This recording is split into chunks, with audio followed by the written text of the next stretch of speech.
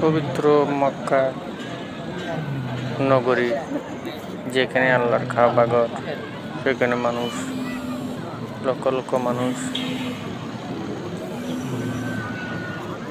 এখানে আল্লাহর কাবাগর তওয়াফ করে।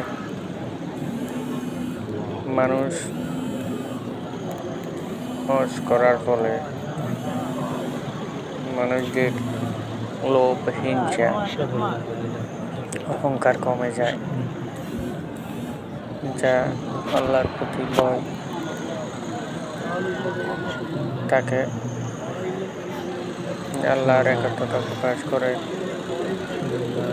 মানুষ তার জীবনকে সঠিক ও সুন্দর রূপে গড়ার জন্য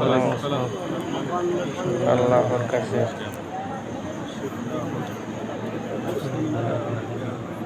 প্রতিজ্ঞা করে, যার ফলে জীবনযাপন সুন্দরভাবে করতে পারে। আল্লাহ নিকট